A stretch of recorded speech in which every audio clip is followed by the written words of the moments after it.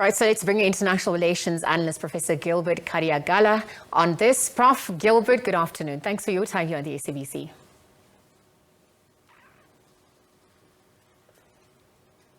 Prof, if you can hear me, I'm just going to continue with the discussion at this point. Perhaps you could also unmute yourself. On the back of what's transpired, perhaps you can talk to the significance and the impact of this announcement, where there is now an agreement by both the Ukraine and Russia to have separate meetings to discuss a potential plan to end the war. Walk us through the impact and the implications there of Africa taking leadership and agency there. All right, let's see if we can reconnect with... Hi, Prof. All right, I believe you're back. If you can hear me, let me just repeat the question so that discussion can take off. I just wanted to know the impact and significance of, what's been announced. Both countries, the Ukraine and Russia, agreeing to 6 African countries coming to mediate and speak on different meetings to end the war. Walk us through the impact this is going to have with regards to, just Africa, its leadership style, and also the agency exerted here. This is an interesting initiative because it's bringing African nations to the fore. But I think this initiative is being mischaracterized as a mediation initiative. I think best way to characterize it is a fact-finding mission to determine, one, whether the parties are ready to negotiate a peaceful settlement. But two, this mission is going to find out whether the conditions are ripe for a mediated settlement. So I think that's the way to read it. The Africans are important because they are bringing a very neutral African voice to the table. And they can speak to both sides without apologizing. I think it's important that you have an African initiative. Last year, there was an attempt by the African Union, led by one of the leaders who will be going to the region, President of Senegal, Macky Sall, to mediate an African initiative, but it actually didn't take off the ground. So it's important now, joint initiative by 6 African countries who can then go and see whether, in fact, there are conditions for mediation and peaceful negotiation.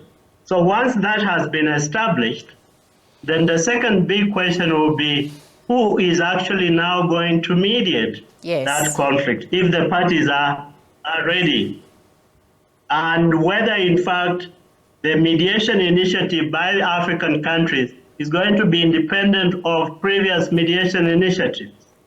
I think it was mentioned earlier that there are initiatives from Mexico, from China, from Turkey and Brazil and all these countries.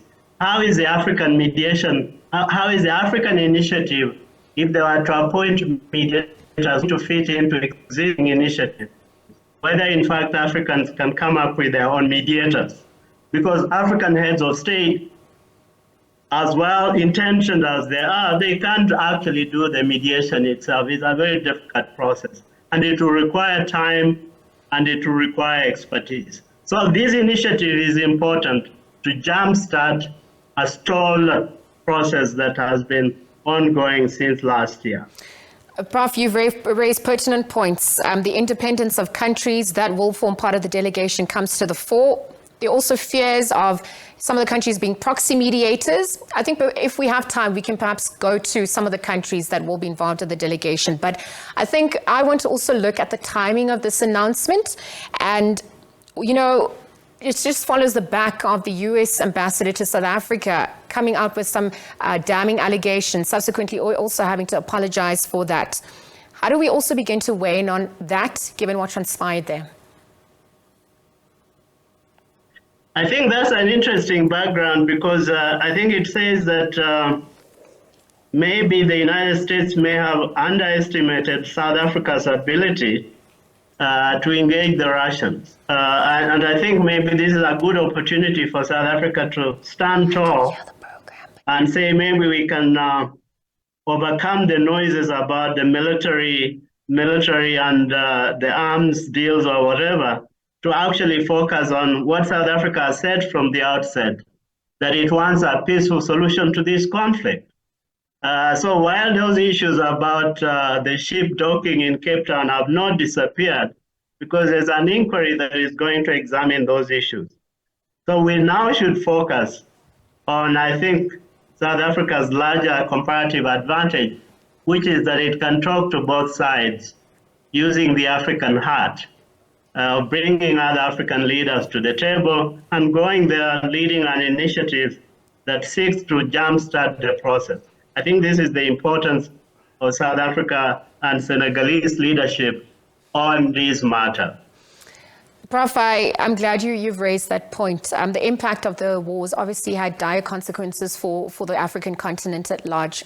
Perhaps we could speak to some of the countries now that form part of the delegation. Zambia, where we look at its history, has some historical ties to Russia at large.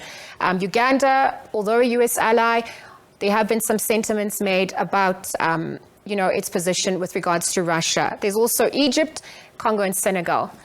How would you weigh in on that, given, the issue we spoke about, neutrality, and also ensuring that there is independence of countries, given what's at stake?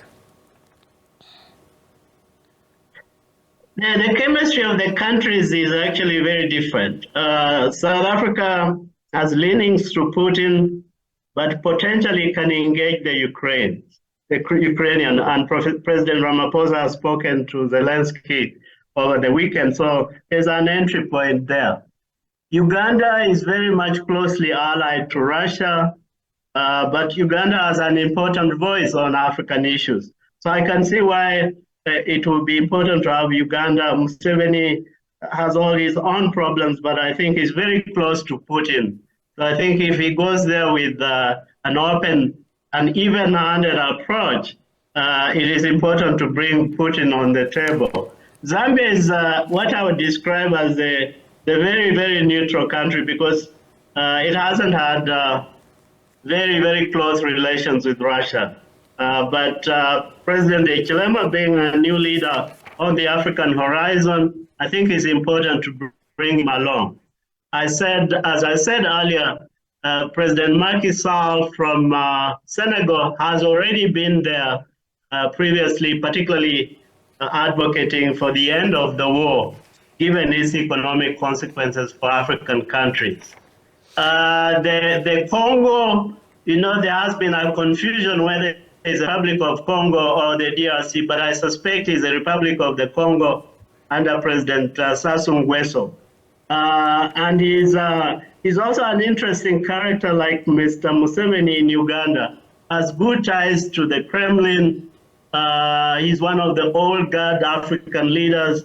So it's also important to have somebody like him to bring another French face to the delegation.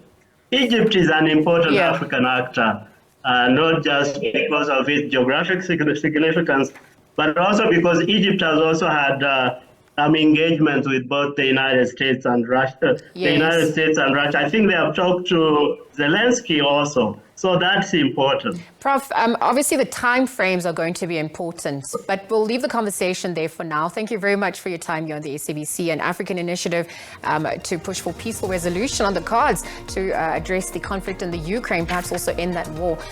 Again, Professor Gilbert Khadiagala weighing in on that dynamics unfolding there. Thank you, team, for his time.